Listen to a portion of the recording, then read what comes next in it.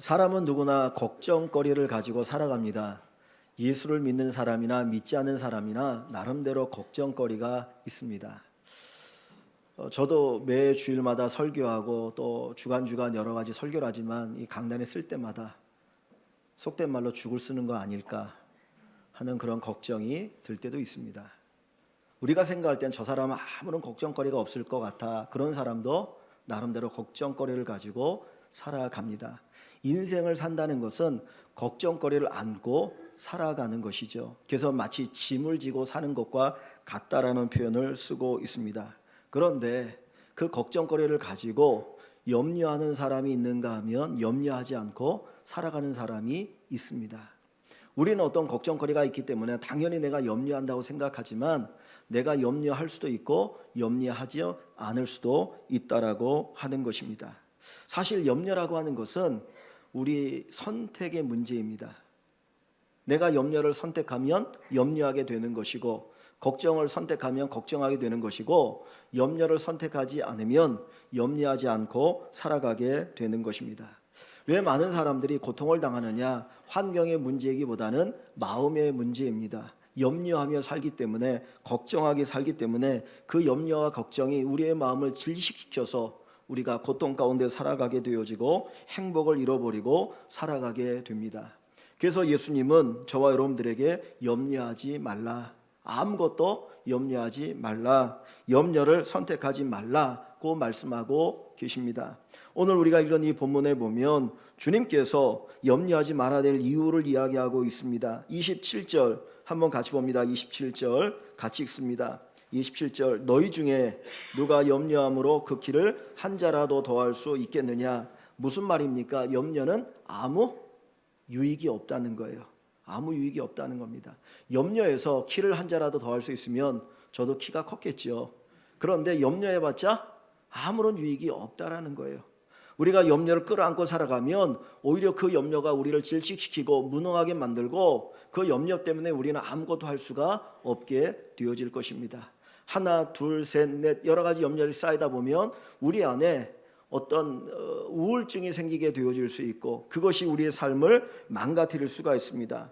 그래서 잠언 15장 13절에 보면 그 염려, 근심, 걱정은 심령을 상하게 한다 그랬습니다. 우리의 마음을 상하게 하는 것이 염려입니다. 잠언 17장 22절에는 오히려 뼈를 마르게 한다라고 말씀하고 계셔요. 우리에게 아무런 유익을 줄 뿐만 아니라 우리의 심령을 상하게 하고 우리의 뼈를 마르게 하여서 오히려 우리에게 해를 끼치는 것이 염려입니다.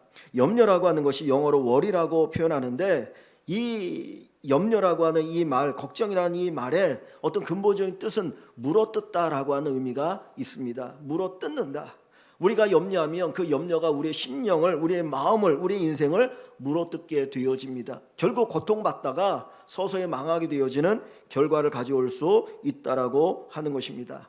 그래서 주님께서는 저와 여러분들에게 아무것도 염려하지 말라. 그리고 우리에게 말씀하고 있는 것이 뭡니까? 아무것도 염려하지 말고 오히려 우리에게 뭘 요구하셔요? 항상 기뻐하라. 항상 기뻐하라. 똑같은 환경에 있지만 어떤 사람은 염려하며 살아가는 사람이 있고 어떤 사람은 기뻐하며 살아가는 사람이 있습니다. 예수님께서는 저와 여러분들이 염려하지 아니하고 기뻐하며 살아가기. 이 이야기를 거꾸로 말하면 믿음이 자라면 뭐가 점점 작아지는 거예요? 염려가 작아지는 거예요. 내 믿음이 자라면 내가 하나님 온전히 신뢰하면 우리 염려는 점점 자라지게 되고 없어지게 되어질 수 있다는 것을 이야기하고 있는 것입니다.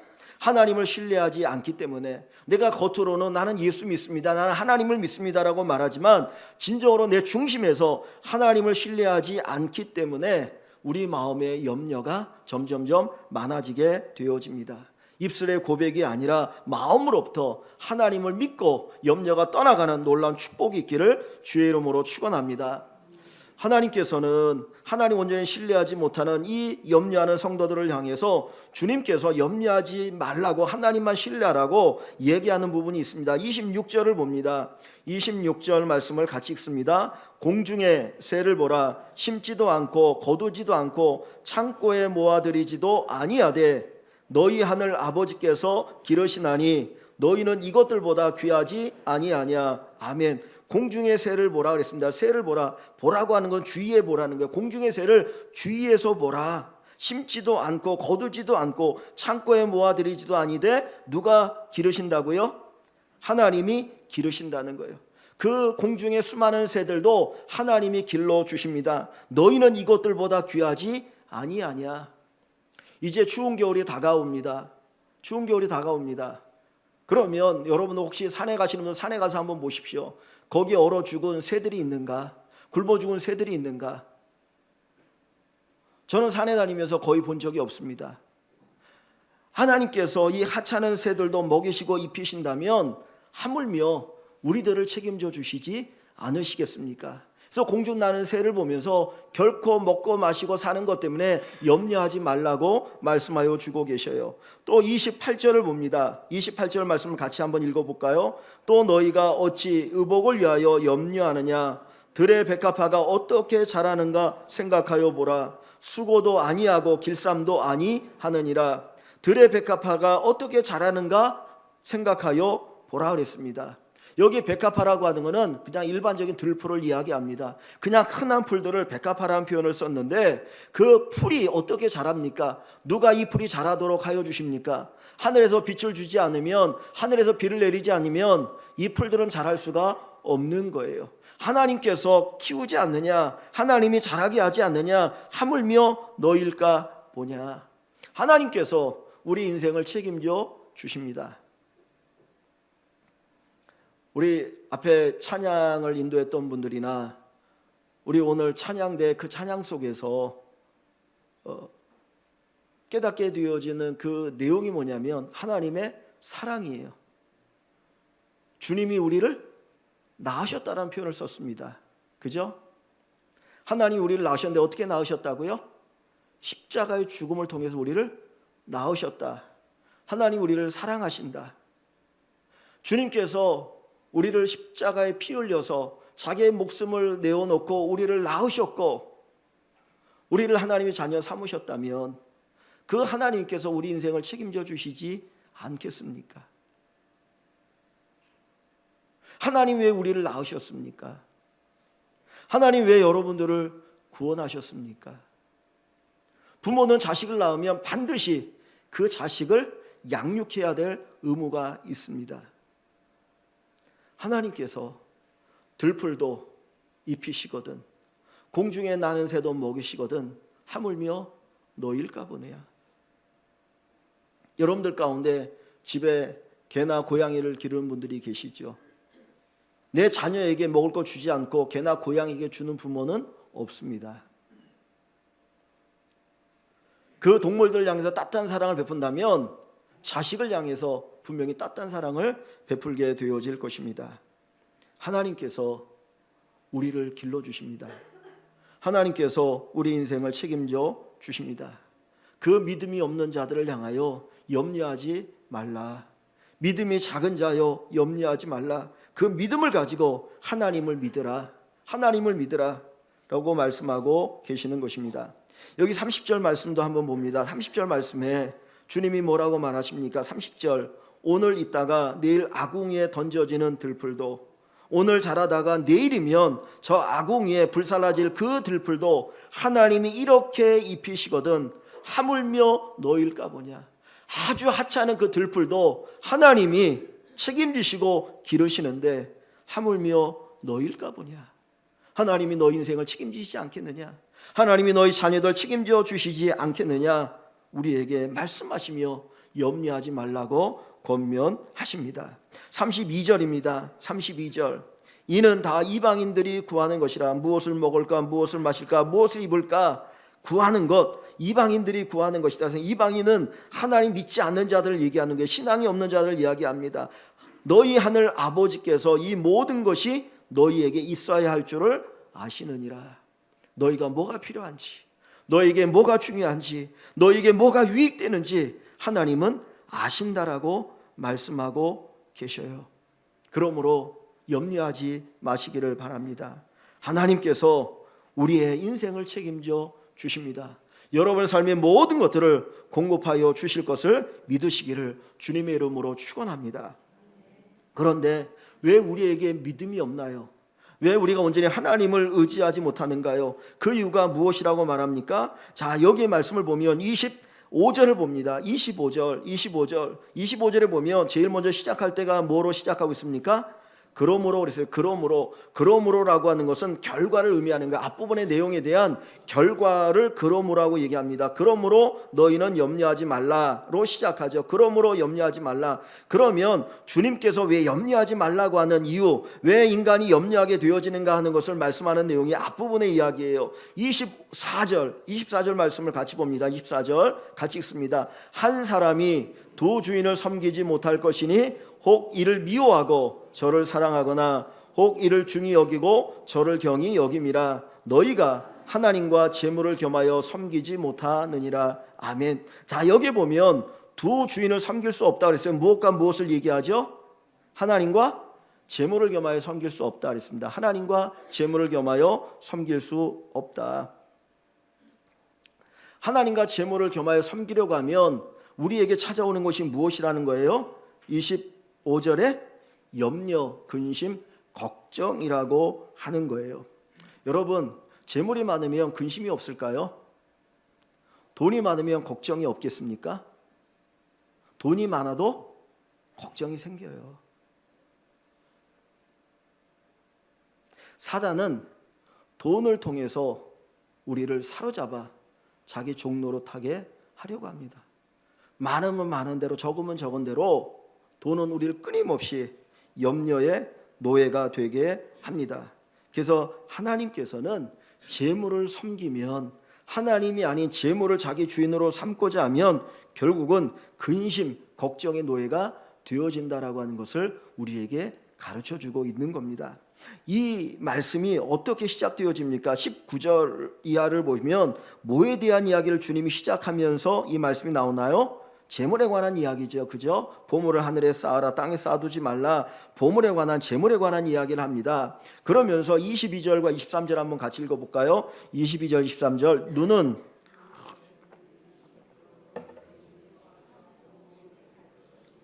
눈이 나쁘면 온몸이 어두울 것이니 그러므로 내게 있는 빛이 어두우면 그 어두움이 얼마나 더하겠느냐. 자, 예수님께서 재물에 관한 이야기를 하셔요. 그러다가 갑자기 뭐라고 말하냐면 보물 있는 곳에 내 마음이 있다라고 얘기하시고 23절에 눈이 나쁘면 온몸이 어두울 것이다 라고 하는 말씀을 하고 계셔요. 갑자기 재물에 관한 이야기를 하다가 눈에 대한 이야기를 합니다. 뭘 얘기하는 걸까요? 눈이 나쁘면 온몸이 어두울 것이요 라고 하는 말씀을 하고 있어요. 그러면 우리의 눈을 어둡게 한다는 게 뭐겠습니까? 여기서 눈이 어둡다라고 하는 게 뭔가요? 여기에 눈이 어둡다라고 하는 것은 단순히 시력을 얘기하는 것이 아니라 영적인 눈을 의미하죠. 영적인 눈을 의미합니다. 영적인 눈을 의미합니다. 우리의 눈을 어둡게 하는 것, 우리 인생을 망가뜨리는 것, 영적인 눈이 어두우면 우리 인생이 망가지는데 그 영적인 눈을 어둡게 하는 것이 무엇이라고 말씀하고 있는 거예요? 그게 뭡니까? 바로 재물이라고 하는 겁니다. 재물을 주인 삼고 살아갈 때, 재물을 가지고 살아가려고 할 때에 우리의 눈이 어두워서 하나님을 보지 못하게 만들어진다는 거예요. 그러면 우리 인생은 염려, 근심, 걱정 가운데 살아가게 되는 것입니다. 그래서 이 말씀 속에서 우리가 염려하지 않고 살아가는 비결은 뭐냐? 하나님을 신뢰하는 거예요. 하나님을 신뢰하는 겁니다. 나를 구원하신 하나님, 나를 사랑하신 하나님을 온전히 신뢰하는 저와 여러분들이 되기를 소원합니다. 그래서 26절로 한번 다시 가봅니다. 제가 오늘은 성경 구절을 많이 하는데 26절로 한번 다시 가볼게요. 공중의 새를 보라. 심지도 않고 거두지도 않고 창고에 모아들이지도 아니하되 너희 하늘 아버지께서 무엇하셔요? 기르시나니 너희는 이것들보다 귀하지 아니야. 이 말은 뭡니까? 하나님이 너희도 기르실 것이다. 하나님이 우리를 길러주신다라는 표현을 쓰고 있습니다. 또 32절 봅니다. 32절. 이는 다 이방인들이 구하는 것이라 너희 하늘 아버지께서 이 모든 것이 너희에게 있어야 할 줄을 아시느니라. 내가 뭐가 필요한지 아셔요. 여러분들에게 뭐가 필요한지 아셔요. 여러분들에게 뭐가 줘야 될지를 주님은 아신다라는 겁니다. 즉 우리 인생을 온전히 책임져 주실 분이 우리가 믿는 하나님이셔요. 그래서 7장 11절을 봅니다. 7장 11절, 마태복음 7장 11절 같이 읽어봅니다.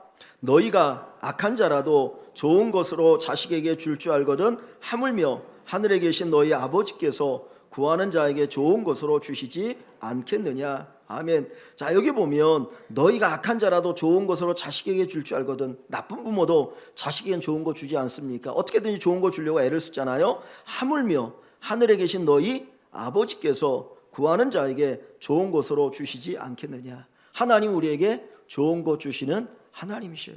하나님이 여러분들에게 가장 좋은 거 주실 줄 믿습니다. 내가 볼 때는 이게 뭐야 그런 생각을 가질지 모르겠지만은 그 가운데서 하나님은 저와 여러분들에게 가장 좋은 거 주시는 하나님이십니다. 그 하나님에 대한 기대를 놓지 않기를 주의 이름으로 축원합니다.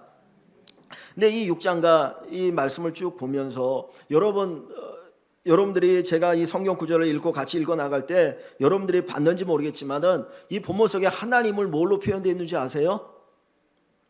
이 본문 속에서 하나님을 하나님이라는 단어로 표현하기보다는 다른 단어로 표현되어 있는데 그 단어가 뭔지 아십니까?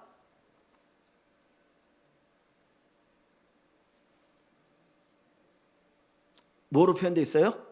아버지라고 표현되어 있어요. 누구의 아버지요? 누구의 아버지라고 표현합니까? 너희 아버지라고 표현하고 있어요. 성경 어디에도 이전에 하나님을 아버지라고 표현한 것이 없습니다. 그런데 예수님께서 이 산상수훈의 설교를 하시면서 하나님을 너희 아버지라고 부르고 계셔요. 전능하신 하나님이 너희 아버지셔. 세상을 창조하신 하나님이 너희 아버지셔. 너희를 죄 가운데 구원하신 하나님이 너희 아버지셔. 구약성경의 시편 23편에 여호와는 나의 목자시니 내가 부족함이 없으리로다. 양을 치는 목자, 그가 돌아보는 것과 자식을 양육하는 아버지, 누가 더 사랑과 관심을 가지고 양육하겠습니까? 구약성경 속에서는 하나님을 목자로 표현하고 있어요. 그런데 신약에 예수님이 이 땅에 오시고 난 이후에 우리에게는 하나님이 뭐가 되셔요? 아버지가 되셔요. 좀 전에 찬양을 할 때 하나님이 나를 낳으셨다라고 하는 그 찬양을 드렸는데 그 찬양을 앞에서 부르시는 분들이 어떤 마음을 가지시고 그 가사를 보면 어떤 생각을 가지고 불렀는지 모르겠어요. 하나님께서 우리를 낳으셔서 우리 아버지가 되셨는데 그냥 쑥 낳은 것이 아니고 세상을 창조할 때는 그냥 흙을 가지고 주님께서 빚으셨습니다. 그리고 생기를 불어넣으심으로 사람을 만들었지만 다시 우리를 하나님의 자녀, 하나님의 아들, 하나님의 딸로 낳으실 때는 어떻게 낳으셨어요? 하나님 자신이 십자가의 죽으심으로 우리를 낳으신 거예요. 자기의 생명을 내어주고 우리를 낳았기 때문에 하나님에게는 그 어떤 것보다도 우리가 너무나 귀하고 소중한 존재입니다. 하나님이 우리 인생을 책임져 주실 것입니다. 그러기에 염려하고 근심하고 걱정하며 살아간 우리들을 바라보면서 한없이 가슴 아파하시는 하나님의 모습을 우리가 보게 되는 거예요. 그래서 염려하지 마라, 걱정하지 마라 말씀하고 있는 것입니다. 이 마태복음 6장을 제가 쭉 읽다가 제 눈에 확 들어온 게 그 전에 잘 몰랐는데 아버지라고 한 단어가 엄청나게 나온다는 거예요. 아버지, 아버지, 하늘에 계신 아버지, 너희 아버지. 왜 예수님께서 하나님을 아버지라고 말씀하시는가? 금식에 관한 이야기하고 기도에 관한 이야기하고 구제에 관한 이야기하고 재물에 관한 이야기를 하면서 주님께서 우리에게 말씀하시더라고요. 야, 하나님은 너희 아버지야. 하나님은 너희 아버지야. 하나님이 내 아버지라는 것을 모르면 우리는 형식적인 믿음을 가지고 살아갑니다. 내가 누군가에게 구제하고 선을 베풀 때에도 사람들의 인정을 받기 위해서 구제하는 거예요. 하나님이 내 아버지라는 걸 모르면 기도할 때도 사람들에게 보이기 위해서 기도한다는 거예요. 금식할 때도 그렇게 한다는 거예요. 하나님이 내 아버지라는 걸 모르면 하나님 믿는다고 하면서 재물을 의지하고 그 재물을 중심으로 살아가게 되어지는 거예요. 그러면 끊임없이 우리 안에 염려와 근심과 걱정이 가득한 불행한 인생이 되겠습니까? 하나님이 너희 아버지야. 이 세상을 창조하신 분이 너희 아버지야. 너희 아버지 하나님 전능하신 분이 너희 인생을 책임져 줘. 그러니 걱정하지 마, 염려하지 마 우리에게 말씀하고 계십니다. 여러분, 그 어떤 것 때문에 염려하지 마십시오. 근심하지 마십시오. 하나님 우리 인생을 다 책임져 주실 줄 믿습니다. 그래서 33절 한번 보시길 바랍니다. 여러분이 잘 알고 있는 33절 말씀 한번 같이 읽어볼까요? 그런즉 너희는 먼저 그의 나라와 그의 의를 구하라. 그리하면 이 모든 것을 너희에게 더하시리라. 아멘. 그런즉 너희는 그의 나라와 그의 의를 구하라. 쉽게 얘기하면 하나님을 믿으라는 거야. 하나님을 믿어라. 하나님을 믿어라. 그리하면 이 모든 것을 너희에게 더하시리라. 너희가 필요한 것들 내가 다 책임져 줄 것이다. 다 너희에게 줄 것이다. 말씀하고 계십니다. 하나님을 믿으십시오. 하나님을 믿으니 또 나를 믿으라. 요한복음 14장에 주님께서 제자들에게 하시는 말씀이에요. 너희는 아무것도 염려하지 말라. 근심하지 말라. 하나님을 믿으니 또 나를 믿어라. 여러분 안에 근심거리가 있을 때, 걱정거리가 있을 때 하나님을 믿으시기를 축원합니다. 내 몸이 아프고 내가 힘들고 어렵고 자녀의 문제, 여러 가지 문제가 우리에게 있을 수 있어요. 그러나 그 문제거리 하나님 앞에 맡기십시오. 하나님께 맡기십시오. 하나님께서 책임져 주신다라고 말씀합니다. 내가 책임질 때 걱정하지만 내게 맡겨. 내가 책임져 줄게. 책임져 줄게. 우리 가끔 체육대회를 하면 이어달리기를 하죠. 그러면 한 산 주자가 쭉 달리고 그 다음 주자에게 넘깁니다. 이 바톤을 넘겨야만 그 다음 주자가 뛰어갈 수 있어요. 넘기지 않으면 그 다음 주자는 달려도 아무 소용이 없습니다. 하나님께서 우리의 무거운 짐을 맡기라는 거예요. 그 바톤을 맡기는 것처럼 맡기면 내가 그 짐을 대신 짊어지고 그 문제를 해결해 줄게. 그 수고하고 무거운 짐자들아 다 내게 오라. 내가 너희를 쉬게 하리라. 우리 인생의 짐을 주님께 맡기는 귀한 분들 되시기를 축원합니다. 맡기십시오. 하나님이 책임져 주십니다. 책임져 주십니다. 이스라엘 백성들이 광야 40년을 살았습니다. 광야라고 하는 것은 사람이 살 수 없는 환경을 의미합니다. 그런데 그 40년 동안 하나님 매일같이 만나를 통해 그들을 먹이셨습니다. 때로는 고기가 먹고 싶을 때 메추라기를 먹여 주셨습니다. 신명기 8장 4절에 보면 그들의 의복이 헤어지지 않았다. 그들의 발이 부르트지 않았다 그랬습니다. 왜 우리가 염려합니까? 왜 근심합니까? 하나님에 대한 믿음도 없고 그 믿음이 없으니까 우리 안에 욕심이 가득 차긴 해. 그 욕심 때문에 우리가 염려할 수 있게 되는 것입니다. 로마서 8장 32절에 자기 아들을 아끼지 아니하시고 내어주시니가 이 모든 것을 너희에게 그 아들과 함께 은사로 주시지 않겠느냐 그랬어요. 예수 그리스도 그분이 우리의 표징이 됩니다. 그 예수 그리스도 그분이 하나님이 내게 채워주시는구나, 하나님 내게 공급하실 분이구나 하는 그 확신을 갖게 만들어 준다라는 것입니다. 하나님은 이 모든 것을 너희에게 더하여 주시는 하나님이십니다. 스웨덴의 유명한 그룹이 있죠. 아바라고 하는 그룹입니다. 이 그룹이 처음 만들어졌을 때 이게 뜨지 않으니까 이 멤버들이 이러다가 우리 해체되는 게 아니야. 돈도 없고 스케줄도 없고 공연할 것도 없고 그래서 사람들이 모이기만 하면 연습하는 것이 아니라 근심하고 걱정을 합니다. 그 이야기를 들었던 매니저가 걱정하지 말라고, 내가 다 책임질 테니까 당신들은 열심히 연습만 하십시오. 그 이야기를 듣고 그 다음부터 열심히 연습해서 세계적인 그룹이 되었습니다.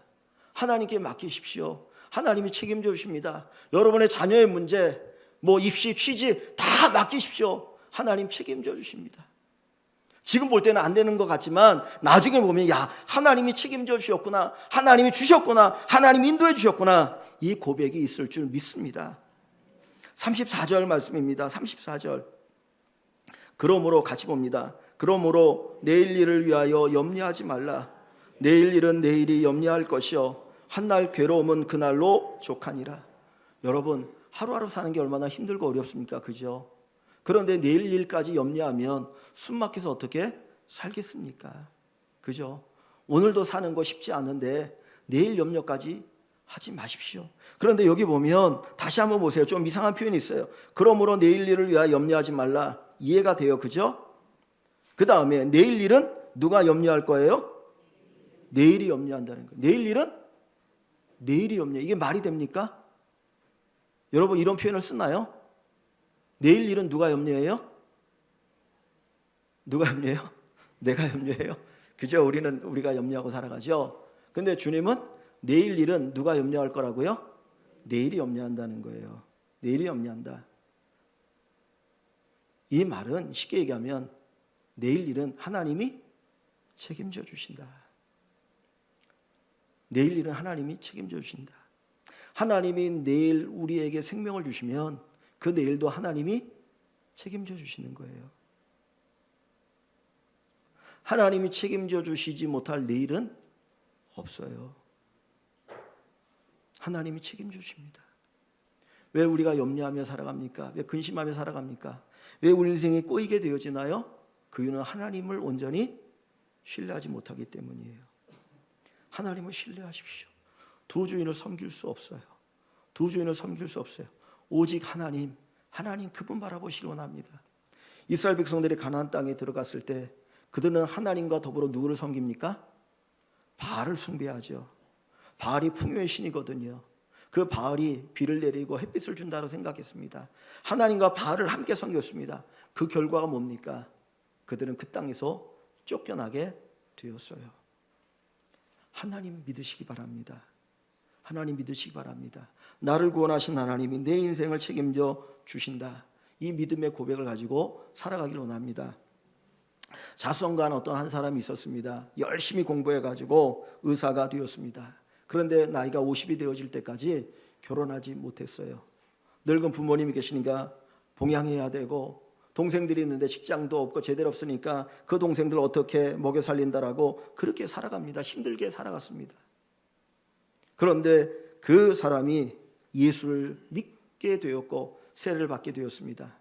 그러고 나서 세례를 받고 나서 그가 하는 이야기가 이제는 나에게 의지할 분이 생겨서 너무너무 기뻐요.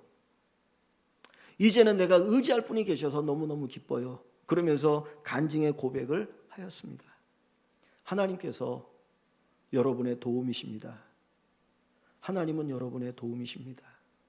그냥 믿는 믿음이 아니라 정말 그분을 전적으로 신뢰하고 하나님이 나의 주가 되시고 나의 도움이 되시고 내 아버지가 되심을 확신하시고 그 하나님의 인도함을 받는 귀한 성도 여러분 되시기를 주의 이름으로 간절히 축원합니다.